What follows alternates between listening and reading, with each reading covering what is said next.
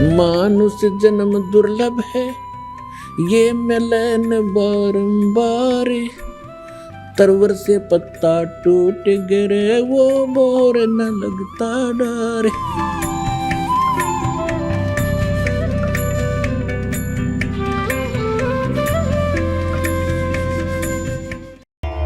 अब उसी आधार से परमात्मा उस कमाली को मिले थे। कमाली बता रही है मुझे परमात्मा मिले थे जब मैं 12 वर्ष की आयु में थी। मेरा नाम राबिया था और मैंने परमात्मा की ज्ञान से प्रभावित होकर के पिछले संस्कार भी कुछ काम करते हैं। मैंने नाम भी ले लिया, 4 वर्ष मैंने भक्ति भी की, शादी कराने से भी मना कर दिया था।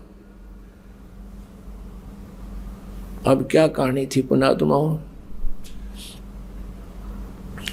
ये राबिया 12 वर्ष की थी, परमात्मा मिले, इनको सारा ज्ञान समझाया। पिछले संस्कार से थे जो कि इसे धर्म में भी इसने परमात्मा को स्वीकार किया। 4 वर्ष तक पूरा संघर्ष किया आप समाज के साथ, अपने माता पिता के साथ, और सत साधना करती रही। और विवाह करने से मना कर दिया, मैं आजीवन ब्रह्मचारी रहूंगी। लेकिन माता पिता रूढ़िवादी गणे थे, रोटी खानी छोड़ दी, खाना छोड़ दिया। बेटी हम कहाँ मुंह दिखाएंगे, बेटी को घर पर कैसे रखेंगे। तो माता पिता के इस दुख को देखकर उसने स्वीकृति दे दी कि मैं शादी करवा लेती हूँ। लेकिन मन में ये सोच लिया कि मैं अपने पति से फैसला करूँगी। विवाह होता है तो मुसलमान धर्म में एक ऐसी प्रक्रिया होती है, उसमें निकाह कबूल करना होता है। सामने दोनों बच्चों को बिठाकर पूछा जाता है, बेटी क्या तू इसे विवाह करना कबूल करती है? वो स्वीकृति दे देती है तो विवाह होता है, नहीं तो नहीं होता है। तो वहाँ उसने स्वीकृति दे दी, ब्याह हो गया। एक बहुत बड़े नेक आत्मा, बड़े अफसर साहब के उसका जो है ना ब्याह हुआ, नाता जुड़ा। अब उस अपने पति को जा करके उस लड़की ने कह दिया, जी मैं आपसे 2 बात करना चाहती हूँ। उसने कहा बोलो।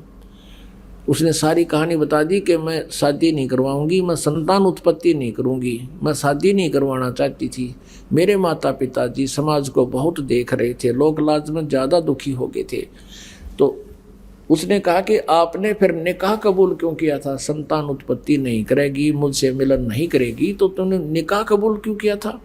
कि मेरी मजबूरी थी, मेरे पिताजी लोक लाज के कारण घने दुखी हो गए थे। अब आप देख लो, यदि आप जी ने मेरी शर्त स्वीकार नहीं की तो मैं आत्महत्या कर लूँगी। मैं आपको टच नहीं कर सकती, मैं गृहस्थी नहीं कर सकती। अब वो घना दयालु आदमी था, नेक व्यक्ति था। उसने सोचा भाई मैं क्यों पाप का भागी बनूं, ऐसी देवी है, भगवान से डरने वाला था। उसने कहा, देखा राबिया बात सुन, ठीक है मैं तो और शादी करवा लूँगा, क्योंकि मुसलमानों में अनेक विवाह हो सकते हैं।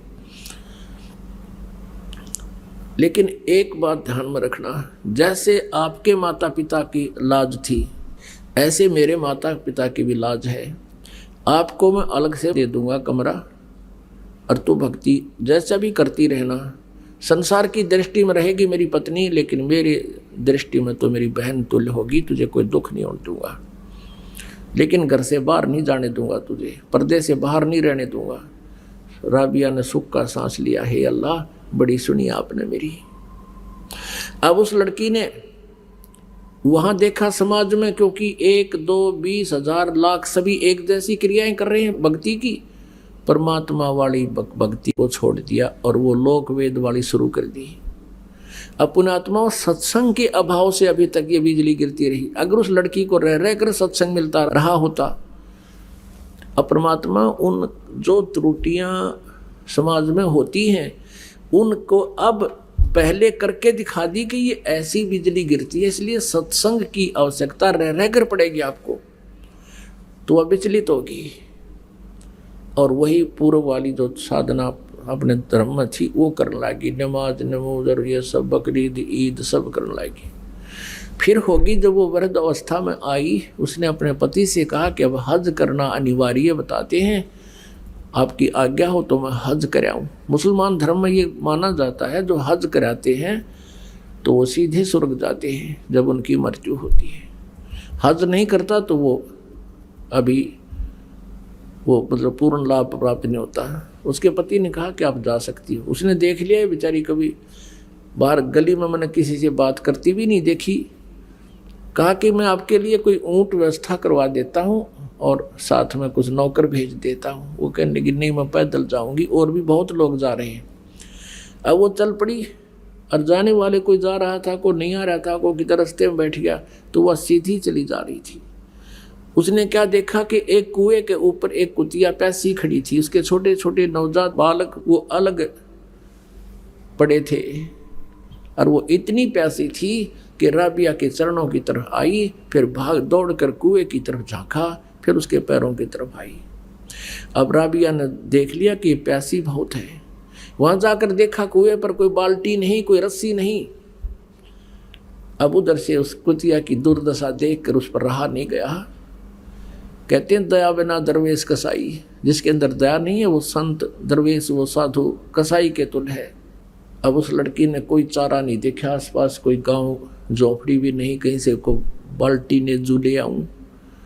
उसने आओ देखा ना तो आओ देखा, अपने सिर के बाल नो पाड़ दिए, खस्सा खस खस्सा खस।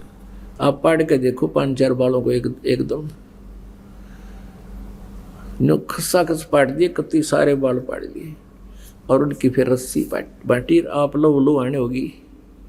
रस्सी बाटी बहुत लंबी, गहरे पानी जल होता था।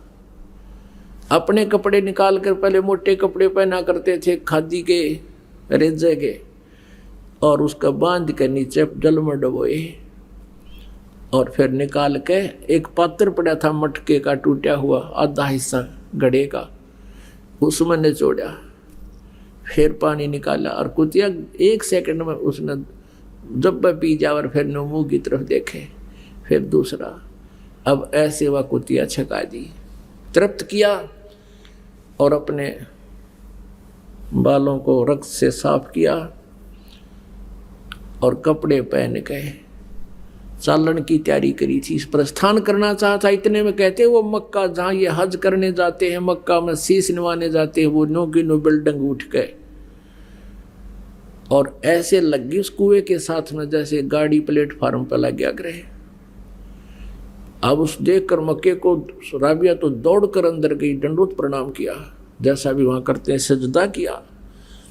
उसको सौपन सा हुआ कि मक्के मागी में तो वहां जो यथा स्थान पर मक्का रहा नहीं, लोगों में हाहाकार मच गया, मक्का कहाँ गया, मक्का कहाँ गया।